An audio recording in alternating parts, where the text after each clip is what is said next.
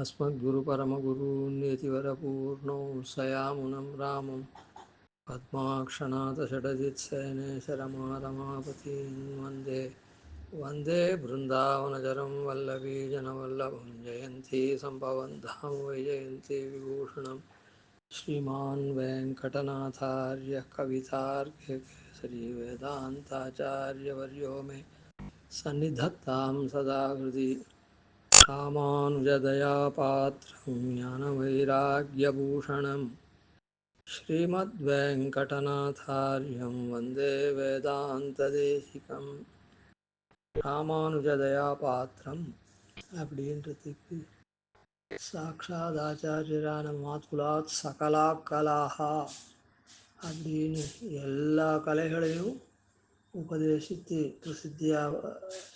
பிரசித்தியாக வருவதற்கு அனுகிரகித்த அப்புள்ளார் அவருடைய தயைக்கு பாத்திரமானவர். தம்முடைய அவா ஸ்ரீபாஷ்யக்காரர் நேர சேவிக்கலையே, அவருக்கு நாம் சிஷ்யனா இல்லையே அப்படின்ற அதாவது சிஷ்யனா இப்போ அப்புள்ளாரிடத்துல சிஷ்யராக இருக்கிறதுக்கு அவருக்கு வருத்தம் இல்லை. பாஷ்யக்காரருக்கு பாஷ்யக்காரருக்கு சிஷ்யனா இல்லாது போயிட்டுமே, ஐயோ நமக்கு அது ஒரு குறை அப்படின்னு நினைக்கல.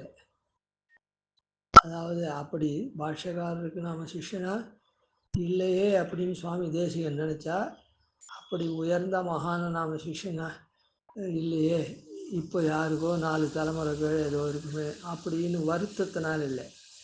இவரிடத்துல அப்புள்ளாரிடத்துல அவ்வளவு பக்தி யுக்தராக தான் இருக்கார். அதில் ஒன்றும் துளி கூட சம்சயம் இல்லை. யோ மகானசிகோ மகான் யதிபதே நீதச்ச தத் பௌத்ரஜான் ஆச்சாரியான் இதி ரங்கதுரியமயித்தே ஸ்வல்பாவசிஷ்டோபரஹா. எனக்கு இந்த மாதிரி மடப்பள்ளி ஆச்சானுடைய எதிரனார் மடப்பள்ளி ஆச்சானுடைய கொள்ளு பேரனை ஆச்சாரியனை ஆக்கியிருக்கார். இதுக்கப்புறம் என்ன இருக்குது, எனக்கு நடத்த வேண்டியது கொஞ்ச காலம்தான் நீ நடத்த வேண்டியது அப்படின்னு சாய்ச்சிருக்க. அதனால் கிளியை பழக்க வைக்குமா போலேன்னு பெருமையாக சொல்லிருக்கார். அந்த அதிகரண சாராவளிலாம் சாய்க்கு செய்யக்கூட தத்வக்தா வாஜிவக்தா சகமஹ குருபிஹி வாதிகம் சாம்புவாகைஹி அப்படின்னு சாய்ச்சிருக்கார். அதனால் எல்லா இடத்துலையும் அவரை கொண்டாடி இருக்கார். அதில் ஒன்றும் இல்லை, ஆச்சாரிய பிரதிபக்தி இல்லை அப்படின்னு சொன்னால் அதில் கொஞ்சம் போகிறோம். கீரல் விழுந்ததுன்னா கூட கண்ணாடியில் கீரல் விழுந்த மாதிரி.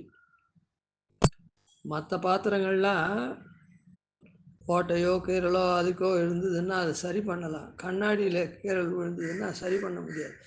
அந்த மாதிரி ஆச்சாரிய பிரதிபத்தியில் தாரதமியம் இருந்துருத்துன்னா இப்படி பிரசித்தமாக வரவே முடியாது. குரும் பிரகாசே தீமான் அப்பிரகாச பிரகாசாபியாம் க்ஷீயேதே சம்பதா விஷயம்னு சொல்லியிருக்கு. குருவை பிரகாசிக்காத போயிட்டான்னா அவனுடைய சம்பத்து ஆயுஷ்லாம் குறைஞ்சி போயிடும், ஞான சம்பத்து குறைஞ்சி போயிடும், ஞானத்தினுடைய இது என்ன அப்படின்னு சாஸ்திரம் சொல்லிருக்கு. இவ்வளவு விவரமாக இருந்திருக்கிறதுனால அப்புள்ளார் இடத்துல துளி கூட அவருக்கு பிரதிபத்தின்னு அர்த்தம் இல்லை. ஆனால் அப்படி நினச்சதுக்கு தாத்பரியம் என்ன அப்படின்னு சொன்னால், ராமானுஜரிடத்துல அப்படி நாம் அந்த காலத்தில் இருந்து அவருக்கு சுஷ்ரூஷாதிகள் பண்ணக்கூடிய பாக்கியம் இல்லையே, அவரிடத்துல அந்த திருவாக்குலேருந்து கேட்கக்கூடியது இல்லையே அப்படின்னு. இதுக்கு ஒரு விற்த்தாந்தம் சொல்கிறேன். இஞ்சிமட்டு ஐஷிங்கர் அப்படின்னு 42ஆம் மட்ட ஐஷிங்கர். அந்த 42ஆம் மட்ட ஐஷிங்கர் காலக்ஷேபம் பண்ணினது ஸ்ரீமுஷ்ணம் ஸ்வர்ணம் சுவாமி அப்படின்னு கிரகஸ்தர் இடத்துல காலக்ஷேபம் பண்ணார். அவரும் சன்னதி சிஷ்யர் தான், அவரும் ஸ்தானார்கராக தான் இருந்தார். அந்த காலத்தில் ஏதோ ஒரு காரண விசேஷத்தினால காரிய காரண விசேஷத்தினால அவருக்கு அந்த ஸ்தானம் கிடைக்கல, தெரியல. 38ஆம் பட்ட ஐஷிங்கர் திருக்குடந்த ஐஷிங்கர் இல்லை யாரோ ஒரு ஐஷிங்கர் அவருக்கு ஸ்தானம் கிடைச்சிது. அவருக்கு ஸ்தானம் கிடைச்சிது. அதுக்கப்புறம் 39ஆம் மட்ட ஐஷிங்கர், 40ஆம் மட்ட ஐஷிங்கர், 41ஆம் மட்ட ஐஷிங்கர். அதுக்கப்புறம்தான் இவருக்கு இஞ்சிமோட்டை ஐஷிங்கருக்கு ஸ்தானம் கிடச்சிது. 42ஆம் பட்ட ஐஷிங்கரா. இஞ்சிமோட்டை ஐஷிங்கர் ஒரு சந்தர்ப்ப விசேஷத்தில் சாய்க்கும்படியாக இருந்துதான். அந்த திருக்குடந்தை ஐஷிங்கர் வர பிரகரணத்தில் ஸ்ரீமுஷ்ண சுவாமி வரணும்னு வச்சுப்போம். அவர் ஐஷிங்கரா வரணும், அதாவது 38ஆம் பட்டத்தில் அப்படின்னு இருந்ததுன்னா, அப்போது ஸ்வர்ணம் சுவாமி எழுந்தார்னா, அடியனுடைய ஆச்சாரியன் ஐஷிங்கரா எழுந்தார் 39ஆவதே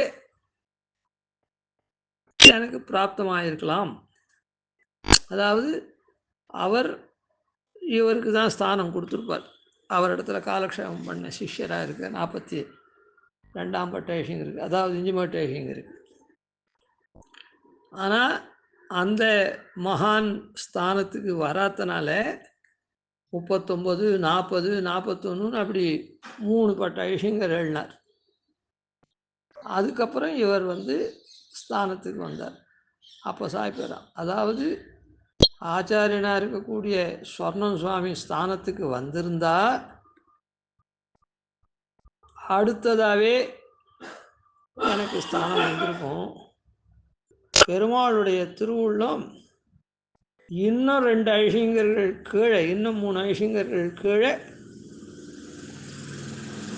அடியவனாக இருக்கணும், அந்த ஸ்தானத்தை நாம் நிர்வகிக்கணும் அப்படின்னு பெருமாளுடைய திருவுள்ளம். இன்னும் 2 ஐஷிங்கரை சேவித்து அவளுக்கு அடியவனாக இருந்து இந்த ஸ்தானத்தை பெறணும் அப்படின்னு பெருமாளுடைய திருவுள்ளம். அப்படின்னு இன்னும் 2 ஐஷிங்கருக்கு கீழே அவளையும் சேவித்த பாக்கியத்தை பெற்றேன் அப்படின்னு சாச்சார். எப்படியும் சொன்ன சுவாமி ஆச்சாரியனாக இருக்கார். அப்புறம் 3 ஐஷிங்கர்கள் 4 ஐஷிங்கர்களுடைய திருவடி வாரத்தில் இருந்து அதுக்கப்புறம் ஸ்தானம் வாங்கினார். இல்லைன்னா இந்த 3 ஐஷிங்கர்களுடைய திருவடி வாரத்தில் இருக்க வேண்டிய பிரசக்தி இல்லாத போயிட்டுருக்கும் அப்படின்னு அதை பெருமையாக தான் சொன்னார். அதுபோல் மகானசுகோ மகான் யதிபதே நீ தஸ்ய தத்வௌத்ரஜான் ஆச்சாரியான் அப்படின்னு சொன்னதுனால அதை பெருமையாக தான் சொல்லியிருக்கார். அது ஒன்றும் இல்லை. இருந்தால் ஆனால் இப்படி நினச்சாரே அப்படின்னா, ஸ்ரீபாஷ்யக்காரர் சமீபத்தில் ஒரு 200 வருஷத்துக்கு முன்னே இருக்க ஸ்ரீபாஷ்யக்காரருக்கு 1000ஆவது முடிச்சே, தேசிகனுக்கு 750 முடிஞ்சது எல்லாருக்கும் தெரியும். ஸ்ரீபாஷ்யக்காரரே 120 வருஷம் இருந்தார். 250 வருஷம்தான் வித்தியாசம் அவதாரத்தில். அதுக்கப்புறம் 120 வருஷம் ஸ்ரீபாஷ்யக்காரர் இருந்துட்டார். அப்படின்னா 130 வருஷம் ஸ்ரீபாஷ்யக்காரர் திருநாட்டுக்கு எழுதி 130 வருஷத்தில் தான் அவதரிச்சிருக்கிறதுனால ஒரு 150 வருஷத்துக்குள்ளே ஸ்ரீபாஷ்யக்காரர் அந்த மாதிரி எப்படி நம்மாழ்வார் ஒரு செவ்வாய்க்கிழமை முன்ன பிறந்தலோம், அப்படி பிறந்திருந்தாக்கா நாம் கண்ணனை சேவிச்சிருக்கலாம் விபவாவதாரத்தில். செவ்வாயின்றது என்னன்னா ஒரு மாதத்துக்கு கணக்கு, 43 நாளோ என்னமோ அந்த மாதிரி. அதனால் ஒரு மாதம் நாம் முன்ன பிறந்திருந்தா அவதரிச்சிருந்தா கண்ணனையும் சேவிச்சிருக்கலாம் நேர அப்படின்னு நினச்சார். அதனால் அதுதான் வசதி, இதெல்லாம் இப்போ இதெல்லாம் மட்டம்னு அர்த்தம் இல்லை. அந்த மாதிரி ஒரு பாரிப்பு. அதனால் அந்த ராமானுசரை நாடக ஸ்ரீபாஷ்யக்கார பந்தானம் ஆத்மனா தரிசித்தம் புனகான்னு அதை சங்கல்ப சூரியோதயத்தில் ஆச்சாரியனும் சிஷ்யனும் வரைச்சே அந்த யதிராஜருடைய திருவுருவத்தை ஸ்தோத்திரம் பண்ணுறதும், யதிராஜர் ஆக்ஞாபிக்கிறவராகவும் இவர் ஆக்ஞாபகராகவும் அப்படிலாம் இருக்கா மாதிரி ஒரு சன்னிவேசத்தை அந்த திருவுள்ளத்தை காண்பிச்சார். அதனால் ஸ்ரீபாஷ்யக்காரருடைய கிரந்தத்தை தான் யதீஸ்வர சரஸ்வதி சுரபிதாசயானாம் அப்படின்னு சொல்லிட்டு யதீஸ்வர பாரதி ரசபரேண நீதம் வயா நிர்விஷ்டம் யதி சார்வபௌமச்சசாம் ஆவிர்த்திபிர்யௌவனம் இப்படின்னு பல கால் யதிராஜருடைய சிசுத்தியே பருகி அதில் நிஷ்ணாத்தராகி, அதாவது ஆச்சாரியனான அப்புள்ளார் காலக்ஷேபம் சாய்ச்சிட்டா கூட ஆச்சாரியார் பாதமாதத்தை அதுக்கப்புறம் தான் அதை மற்றவாளுக்கு சொல்லி தரத்தினாலே அதை மறுபடியும் மனனம் பண்ணுறதுனால காலாந்தரத்தில் அதெல்லாம் இன்னும் நன்னா ஸ்புல்கொன்றா போல் ஸ்ரீபாஷ்யத்தை பல ஆவர்த்திகள் காலக்ஷேமம்லாம் சொல்லி அதெல்லாம் பண்ணி அப்படிலாம் பண்ணி பிரசித்தரானார். அதனால் அந்த சாக்ஷாத் ராமானுஜர் இருக்கிற பிரசித்தரா இந்த சித்தாந்தத்துக்கு அவருடைய தயக்கு பாத்திரமானவர் அப்படின்னு அனுபவித்தோம். அதுக்கப்புறம் தசரத சக்கரவர்த்தியினுடைய குமாரனாக இருக்கக்கூடிய திருக்குமாரனாக இருக்கக்கூடிய சக்கரவர்த்தி திருமகனான அவனுக்கு சாக்ஷாத் ராமன்னே பேர். அவருக்கு அனுஜாள் 3 பேர். அந்த 3 பேர் ராமானுஜாள். அந்த ராமானுஜர்களுடைய தயைக்கும் பாத்திரமானவர் அப்படின்றது. அதுக்கப்புறம் நம்பி மூத்த பிரானான பலராமன் இருக்காரு. பலராமனுடைய தம்பி கிருஷ்ணன். அந்த கிருஷ்ணனுடைய ராமானுஜன். அந்த ராமானுஜருக்கும் இவர் ரொம்ப பிரீத்திக்கு பாத்திரமானவர். யார்? தேசிகன். கண்ணனுடைய இதுக்கு அதனால தான் யாதவாபியுதயம் அப்படின்னு கண்ணனுடைய சரித்திரத்தை விபுலமாக அனுசந்தானம் பண்ணார். கோபால வம்சத்தீந்திரத்தில் சின்னதாக இது பண்ணாலும் 21 ஸ்லோகங்கள் இது பண்ணாலும் யாதவாபியுதயம்னு நிறைய சர்க்கங்களில் கண்ணன் பெருமானுடைய இது பண்ணார்.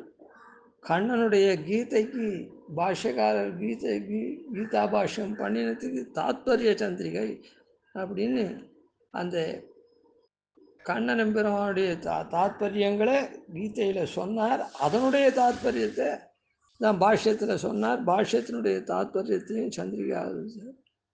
அதனால் கண்ணன் எம்பெருமானுடைய அனுகிரகத்துக்கு ராமானுஜனான கண்ணனுடைய அனுகிரகத்துக்கு பாத்திரமானவர் சுவாமி தேசிகன் அப்படின்னு.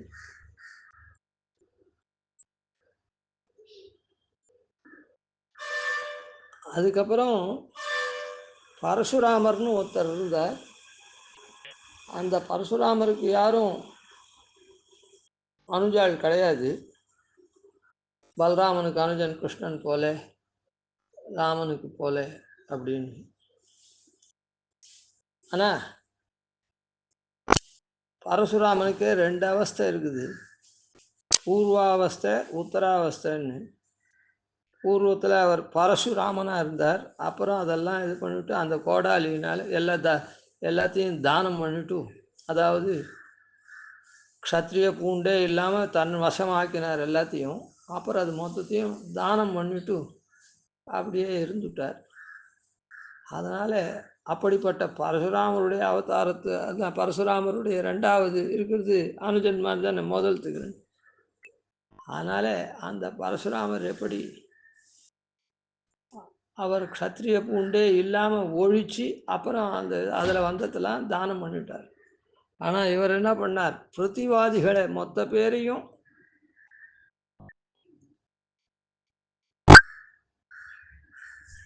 இனிமே அவளுடைய வாதம் எடுபடாதபடிக்கு இன்னும் வருங்காலத்தில் கூட அவளுடைய வாதங்கள்லாம் எடுபடாதபடிக்கு சததூஷணி முதலான கிரந்தங்கள் பரமத பங்கம் என்ன, சததூஷணி என்ன,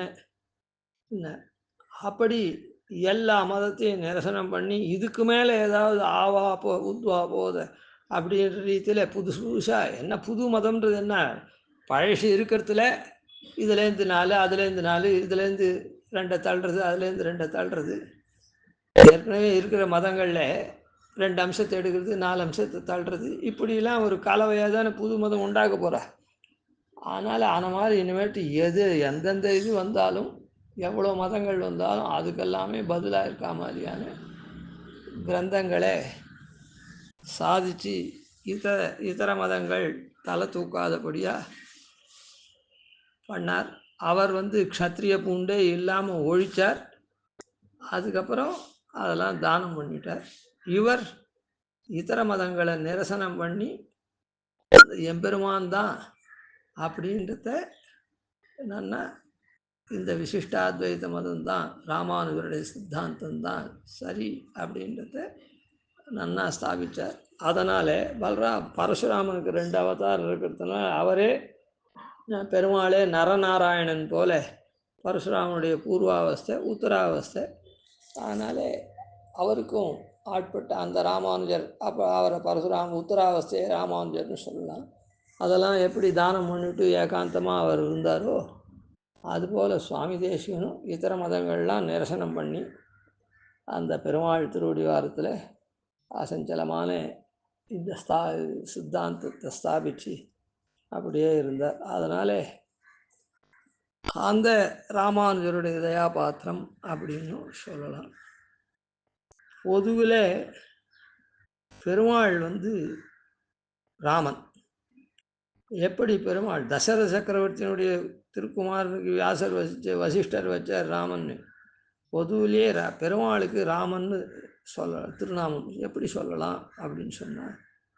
ரமா சம்பந்தி ராமன், பிராட்டியினுடைய சம்பந்தம் பெற்றவன் ராமன். ரமா பிராட்டி, இந்திராலோக மாதா மா ரமா மங்கள தேவதா. ரமான்னு திருநாமம் பிராட்டிக்கு, லக்ஷ்மிக்கு ஒரு திருநாமம். அப்படி ரமா அவனுடைய சம்பந்தியாக இருக்கக்கூடிய எம்பெருமான் ரமாவனோட சம்பந்தம் கொண்டிருக்கானே.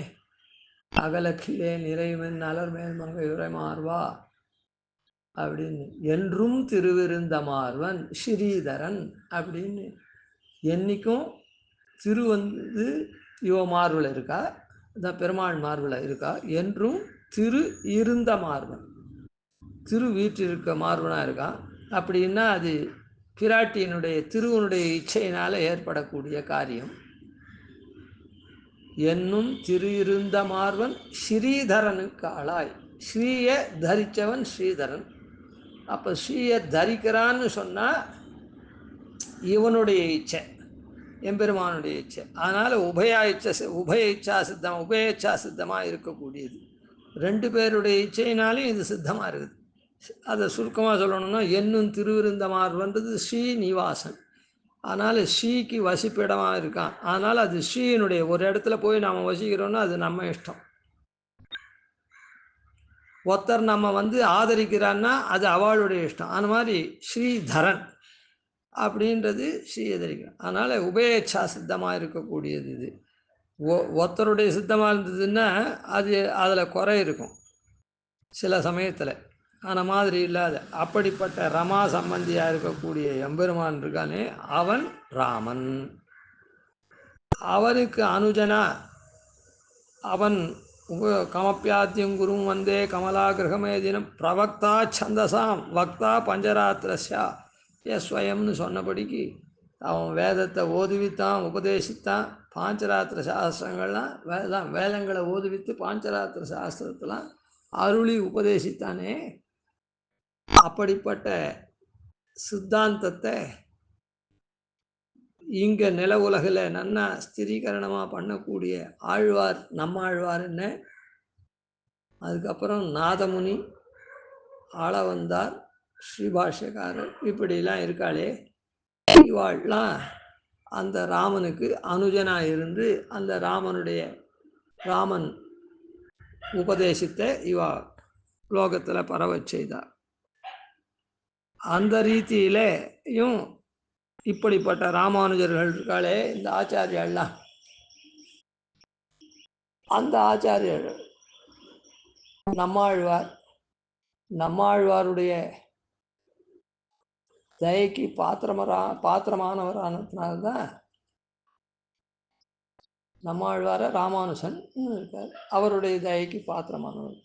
அதனால தான் விபுலமான வியாக்கியானங்கள் இருந்தால் கூட சூக்ஷ்மமான இருக்கக்கூடிய வியாக்கியானமாக திரமிடோபனிஷத் தாத்பரிய ரத்னாவளி, அதாவது அந்யாபதேசத்தில் கதையாக நீண்டு போனாலும் 1000 பாட்டுக்களில் 100 திருவாய்மொழிகளில் ஆழ்வாருடைய விருத்தங்கள்லாம் மாறி மாறி இது பண்ணி அந்யாபதேசம் இருந்தாலும் சுவாபதேசத்தில் ஒரே அர்த்தம்தான் 1000 பாட்டுக்கும். அதனால் 1000 பாட்டுக்கும் ஒவ்வொரு குணங்களை எடுத்து அப்படி 1000 பாட்டுக்களும் சேர்ந்து ஒரே குணங்கள் அப்படின்னு கண்டுபிடிச்சி அது என்னது ஸ்வப்ராப்தே ஸ்வயமேவ சாதனம் அப்படின்ற ஒரே குணத்தை பிரதிபாதிக்கக்கூடியது இந்த திருவாய்மொழி. அதுக்கு உண்டானது தான் இந்த 1000 குணங்களும் அதை ஸ்தாபிக்கிறதுக்கு தான் இந்த 1000 குணங்களும் வந்திருக்குது அப்படின்னு ஸ்தாபிச்சாரே. ஆன மாதிரி விபுலமான அது அந்யாபதேசத்தில் கதை போக்கில் நிறைய போனாலும் சுவாபதேசார்த்தம் போல இது இருக்குதே.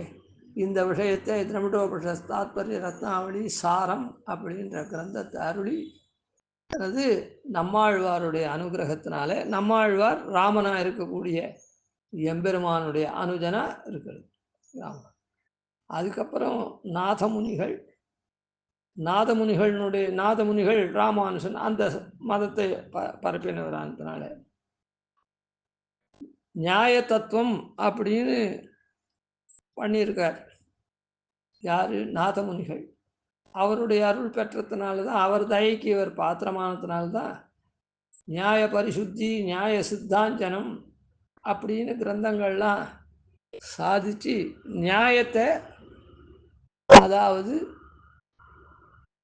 நல்ல முறையில் உண்டான நியாயத்தில் இருக்கக்கூடிய நவீன நியாயங்கள்லாம் இருக்கக்கூடிய தோஷங்கள்லாம் களைஞ்சி அந்த நியாய தத்துவம் அவர் அருளினா போல இவர் நியாய சித்தாந்தம் நியாய பரிசுத்தியை அருளினார். அந்த ரீதியாக ராமானுஜராக இருக்கக்கூடிய அதான் எம்பெருமானுடைய அனுஜனாக இருந்து சம்பிரதாய பிரவர்த்தனம் பண்ணக்கூடிய நாதமுனிகளுடைய ராமானுஜனாக இருக்கிற நாதமுனிகளுடைய தயைக்கு பாத்திரமானவர். அதுக்கப்புறம் ஆளவந்தார். அந்த ஆளவந்தாரும் எம்பெருமானுடைய அனுஜனாக இருந்து சித்தித்ரயம், மகாபுருஷ நிர்ணயம், ஆகம பிராமாண்யம், ஸ்லோகம், ஸ்தோத்திரம், சதுஸ்லோகி இப்படியெல்லாம் பண்ணார். கீதார்த்த சங்கிரகம். அதனால் அவருடைய தயைக்கு பாத்திரமானவரானதுனால கீதார்த்த சங்கிரக ரக்ஷை அப்படின்னு பண்ணியிருக்கார். ரக்ஷா கிரந்தம் பண்ணியிருக்கார். ஆகம பிராமாண்யம் இத்தியாதிகளுக்கு அனுசரித்து பாஞ்சராத்திர ரக்ஷை அப்படின்லாம் பண்ணார். அந்த சித்தித்ரயங்கள்லாம் கணிசித்து இவர் தத்துவமுக்தா கலாபத்தில் ஜடசரம், அத்ரவியசரம், ஜீவசரம், நாயகசரம் இப்படின்லாம் பண்ணியிருக்கார். அதே மாதிரி பரிச்சேதம் அப்படின்னு நியாய சித்தாந்தத்தை தான் பண்ணியிருக்கார். அதனால அந்த சித்தித்ரயங்கள் ஈஸ்வர சித்தி, சம்வித் சித்தி அப்படின்லாம் இருக்க அதை அது பண்ணார். ராமானுஜருக்கு தான் ஏற்கனவே தயாபாத்திரராக இருந்து அதுக்கப்புறம் ஆளவந்தாருக்கப்புறம் ராமானுஜன். அந்த ராமானுஜனுடைய தயைக்கு பாத்திரமாக இருந்ததுதான் தாத்பரிய சந்திரிகை இத்தியாதிகள். சரணாகதி கத்தியத்தினுடைய அர்த்தமாக தான் ரகசியத்திரயார்த்தம், தத்துவ பதவி, ரகசிய பதவி அப்படின்னு ஆரம்பித்து ஸ்ரீமத் ரகசியத்திரை சாரம் வரை சாதித்து இந்த சித்தாந்தத்தை ஸ்தாபிச்சிருக்கார். இப்படி ராமானுஜ தயாபாத்திரம் சுவாமி தேசிகன் அப்படின்றது உள்ளங்கை நல்லிக்கனியாக தெரியுது. கவிதார்க்கிக சிம்ஹாய கல்யாண குணசாலினே ஸ்ரீமதே வெங்கடேஷாய வேதாந்த குரவே நமः. ஆதிவன்ஷடகோபாதீனிதிவர்யாம் வஜே நிஷம் ஸ்ரீரங்கபூர்வஷடஜித்யதீசானபதாஸ்ரயம் ஸ்ரீவத்சவம் சதிலகம் வந்தே ஸ்ரீகிருஷ்ணதேசிகம்.